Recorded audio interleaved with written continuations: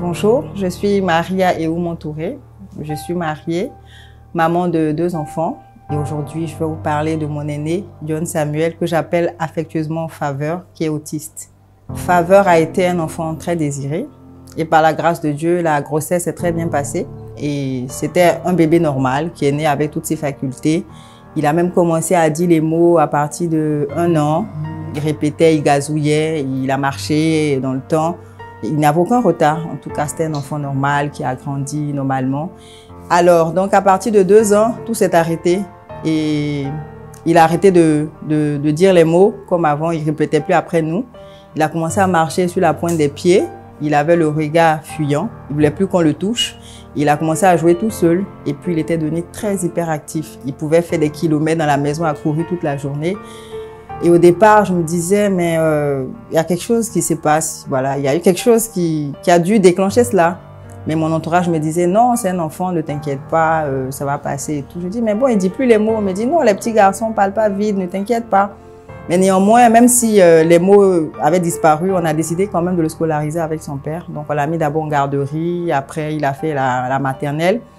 Mais il était différent des autres. Et moi, je disais à tout le monde, mais je sens qu'il y a quelque chose qui ne va pas. Mon fils est différent. Mais tout le monde était, non, ne t'inquiète pas, les petits garçons mènent du temps avant de parler. Et jusqu'à 4-5 ans, mais voilà, le langage n'était toujours pas là, n'était toujours pas propre parce qu'il avait une peur bleue des toilettes, même du pot. Il était encore à la couche. Et à l'école, on a accepté qu'il reste à la maternelle. Mais arrivé à un moment donné, l'école a dit, ben, votre enfant n'évolue pas comme les autres, donc il va falloir trouver une solution. Et honnêtement, Faveur est né en 2005. Et à l'époque, les enfants qui avaient cet aspect, on ne connaissait pas vraiment. Et ben, je n'avais pas de réponse quand j'étais allée voir le pédiatre. Il m'a dit, non, madame, ne vous inquiétez pas, ça va venir. De toute façon, il va à l'école. Non, mettez-le avec d'autres enfants, le langage va arriver. Je dis, mais non, mon fils, c'est un souci. Mais personne ne m'écoutait, personne ne me croyait. Tout le monde pensait que je me faisais des idées, que voilà.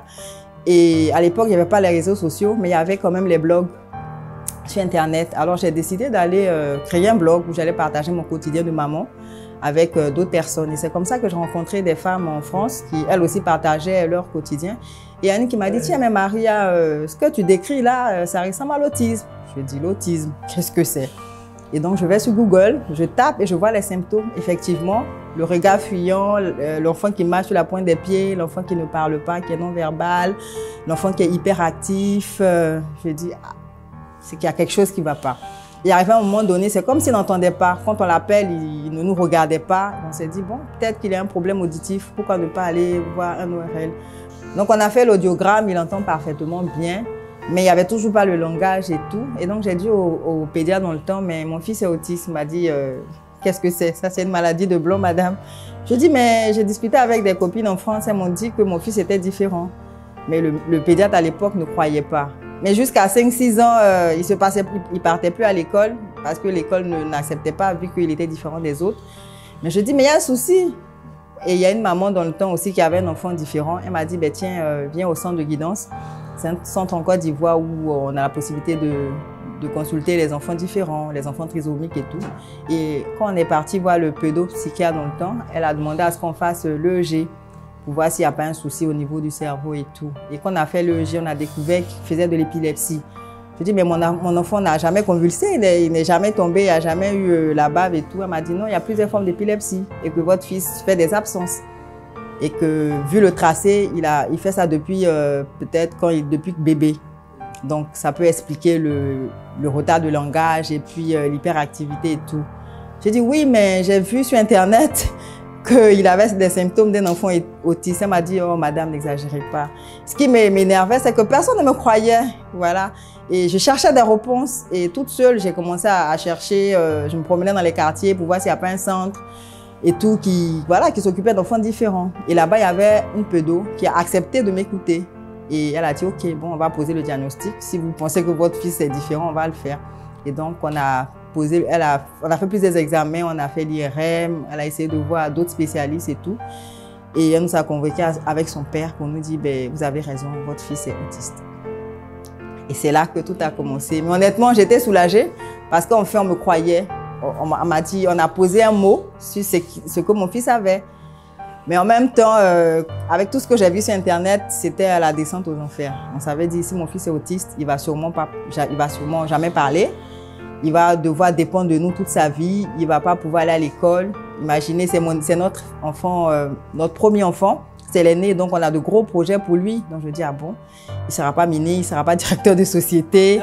Honnêtement, ça a été la descente aux enfers. Et je me suis renfermée et j'en voulais au monde entier. Il arrivait à un moment donné, même j'en voulais à Dieu. J'ai dit, attends, mais mon enfant est né dans le mariage et tout. Voilà, je suis une croyante, mais qu'est-ce que j'ai fait? Pourquoi moi? Voilà, et c'était compliqué parce qu'à l'époque, en Côte d'Ivoire, on ne parlait pas d'autisme, honnêtement. On ne parlait pas d'autisme. Mais on a commencé à frapper à toutes les portes. Voilà, on a cherché des particuliers, des privés qui pouvaient nous aider. Et on s'est fait gruger parce que bon, il y avait certaines personnes qui se disaient éducateurs spécialisés à l'époque, mais qui ne maîtrisaient pas le sujet. Donc, on a dépensé des sommes faramineuses pour se faire aider. Mais bon, il y avait pas vraiment de changement. Voilà. Et nous, on essayait aussi de faire de notre mieux, mais vraiment, c'était compliqué. Il fallait supporter aussi le regard des autres, les moqueries, les jugements. Et chez nous, en Afrique, ici, en général, ils disent que ce sont des enfants serpents, qu'il faut aller les abandonner dans la forêt. En 2010, Faveur a participé à un centre aéré. Donc, c'est à ce centre aéré-là que j'ai rencontré un éducateur spécialisé, voilà, qui m'a dit qu'il pouvait m'aider pour la prise en charge de mon fils et qui travaillait dans un centre spécialisé étatique, mais que là-bas, il prenait les enfants qui avaient divers handicaps. Voilà, dans l'autisme. Et c'est comme ça qu'à la rentrée qui a suivi, Faveur a été acceptée à ce centre spécialisé. Et ce qui m'a émue là-bas, c'est que ces éducateurs n'avaient pas de moyens, mais eux-mêmes, ils aimaient la chose. Voilà, eux-mêmes, ils faisaient des recherches parce qu'ils voulaient comprendre l'autisme. Et donc, il a été encadré là-bas jusqu'à ses 15 ans. Et là-bas, honnêtement, il a appris beaucoup de choses. Il a appris l'autonomie, à s'habiller, à se déshabiller, à manger tout seul, à aller aux toilettes tout seul. C'est vrai que c'était pas facile, mais en tout cas, chaque jour, je sentais que mon enfant existait parce qu'il avait une activité où il pouvait s'épanouir. Et là-bas, il a appris vraiment beaucoup de choses et ces personnes étaient vraiment impliquées. Mais seulement, la prise en charge devait s'arrêter à 15 ans. C'est vrai qu'on a cherché dans le privé, il n'y en avait vraiment pas. On a trouvé 2 centres, mais les coûts étaient vraiment énormes. Et puis, les places aussi étaient limitées. Et donc, là où il était, dans le centre spécialisé, là, ils m'ont donné un éducateur qui pouvait le suivre à la maison. Donc, on a essayé une année, mais il y a eu une cassure. Parce qu'avec les enfants autistes, la difficulté, c'est les régressions. Lorsqu'il y a un changement, ça peut remettre tout en cause. Donc, je vais dire qu'on est revenu à zéro. Il fallait tout reprendre. Et donc, l'année avec l'éducateur, là, c'était difficile parce que là, il partait plus au centre. C'était à la maison et c'était vraiment compliqué. Alors, honnêtement, j'ai lâché prise. Voilà. À cette époque-là, alors que j'avais pu surpasser mes craintes, mes peurs, j'avais pu surmonter les moqueries, les jugements, avec l'aide de Dieu, avec l'aide de ma famille. Mais honnêtement, à cette époque-là, j'ai baissé les bras. J'ai dit, bon, on ne va plus rien faire, il va rester à la maison. Voilà. Donc, ça va faire maintenant, puisque là, il a 18 ans, donc ça va faire 2 ans qu'il est à la maison. Et on a dit, ben, on va tous être l'éducateur spécialisé de Samuel. Chacun va l'aider à sa manière. Donc, Faveur participe à toutes les activités de la vie. Voilà, on sort avec lui, on s'en fout des regards. Il sort avec nous, il fait un peu de sport aussi avec Spécial Olympique qui suit les enfants en situation de handicap. Et il avait vraiment régressé. On était retourné à la couche parce qu'il avait une peur bleue des toilettes. Mais vraiment, par la grâce de Dieu, je veux vraiment remercier sa nounou parce qu'aujourd'hui, à ses 18 ans, il va tout seul aux toilettes. Et ce qui est formidable, c'est qu'aujourd'hui, Samuel, il comprend parfaitement bien. C'est vrai qu'il est non-verbal, il ne parle pas, mais nous, on n'a aucun problème de communication avec lui. Parce que quand on lui parle, il comprend, même s'il ne peut pas répondre avec la parole, mais il a des mimiques qui nous permettent de comprendre le retour par rapport à la question qu'on a posée. Et aujourd'hui, Faveur est un adolescent épanoui. Vraiment, il nous comble de bonheur, il nous amuse. Voilà, en tout cas, c'est bon. Ce que j'aimerais dire à toutes les mamans et aussi aux papas qui ont des enfants autistes, parce qu'en général, c'est plus la maman qui porte le fardeau. J'aimerais leur dire d'abord de ne pas se décourager, parce que ce n'est pas une fatalité, ce n'est pas une malédiction. Avoir un enfant autiste, ce n'est pas une malédiction. Alors, ça ne sert à rien de cacher les enfants. Parce que si vous-même qui êtes le parent, vous avez honte de vos enfants, vous ne pourrez pas montrer le meilleur côté de votre enfant aux autres. Alors, Aujourd'hui, les choses ont évolué. Faveur, lui, n'a pas pu bénéficier d'une bonne prise en charge parce qu'on ne connaissait pas l'autisme. Mais aujourd'hui, quand même, en Côte d'Ivoire, on en parle un peu plus. On célèbre même le 2 avril. Et donc, si le dépistage est fait tôt, l'enfant peut bénéficier d'un meilleur encadrement et on peut avoir des résultats.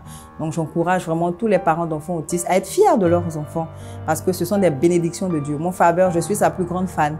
Pour moi, c'est mon copain, c'est mon milliardaire, c'est tout ce que j'aime. Voilà, donc j'aimerais que tous les parents d'enfants autistes soient fiers de leurs enfants et qu'ils soient la voix de leurs enfants. La petite sœur de Faveur, par exemple, quand quelqu'un lui pose une question et qu'il ne répond pas, elle répond à sa place. Et quand tu lui dis, mais pourquoi tu réponds à la place de ton frère? Elle dit, ben, je suis la voix de mon frère. Le handicap de mon fils m'a apporté à moi-même personnellement beaucoup de choses parce que j'étais quelqu'un de très impatient. Mais avec un enfant autiste, il faut pouvoir apprendre à vivre un jour à la fois, un pas après l'autre. Donc, j'ai appris la patience.